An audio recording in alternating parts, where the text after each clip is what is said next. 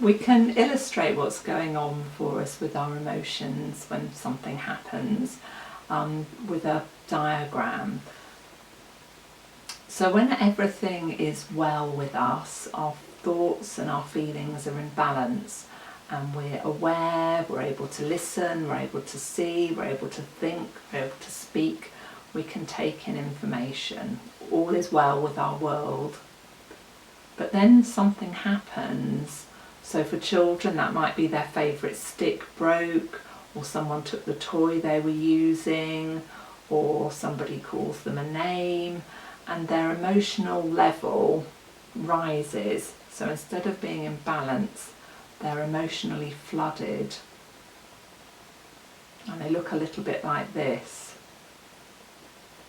It's absolutely impossible for a human being to think logically when this is going on and they're emotionally flooded. The cortisol and the adrenaline have taken over their brain so that they can fight or run away or freeze to survive. And what it's so easy to do is to try and talk people or talk children out of feeling angry, and it just doesn't work. They might push all their feelings down, but actually those feelings don't go away.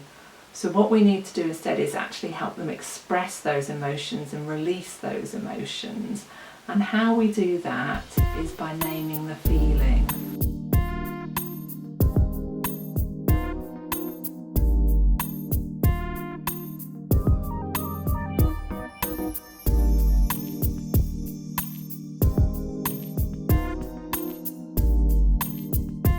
So by saying to the child, you're feeling angry, you're feeling sad, you're feeling frustrated, and after doing that for a while, the emotional level will drop.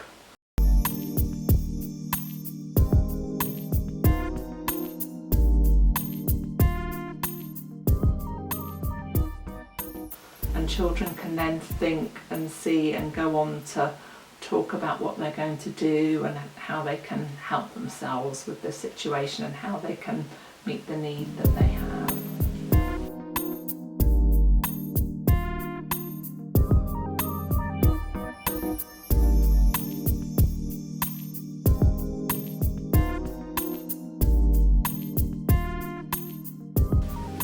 So when a child's feeling upset or sad, frustrated or angry, what adults need to do is to avoid blaming and shaming children. They need to avoid shouting at children and punishing children for feeling their feelings, and they need to pay attention to them.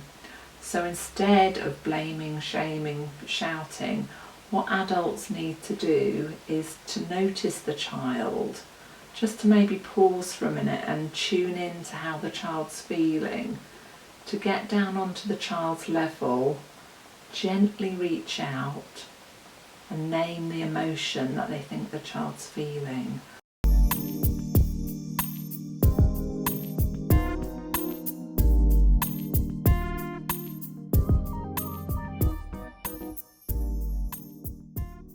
So just to say, you're feeling sad right now, you're feeling frustrated right now, and the tone of voice really, really matters. This needs to be done with empathy and understanding.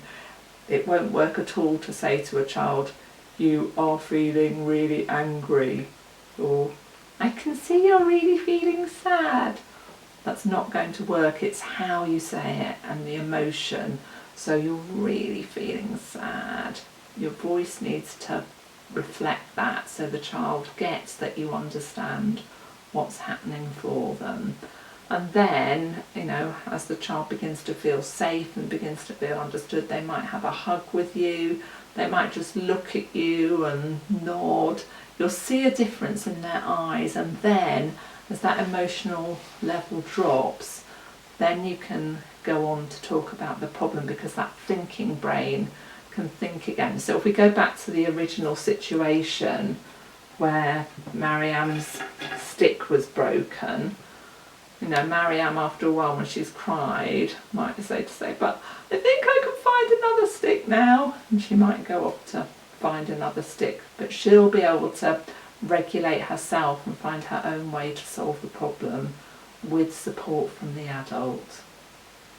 So adult support is absolutely crucial when children are feeling strong emotions. Lots and lots of soothing responses so that children just begin to calm themselves because they feel accepted, they feel understood, and they feel acceptable. It's like, even though all these big emotions are going on inside them, we still care about them, we still love them, we just want to work with them and help them and support them. So your role in acknowledging feelings is really, really important.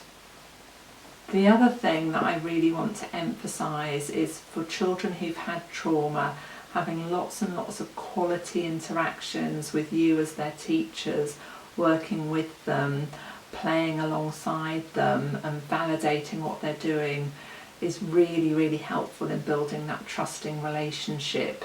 So all those interaction strategies that we've looked at in the past of sitting next to the child at their level, describing what you see them doing, repeating their language, all helps the child feel really validated, and this can really help so much with children who've experienced trauma, almost in kind of healing them, because you're providing a big antidote to everything that's happened before and helping them learn to trust and helping them feel really accepted.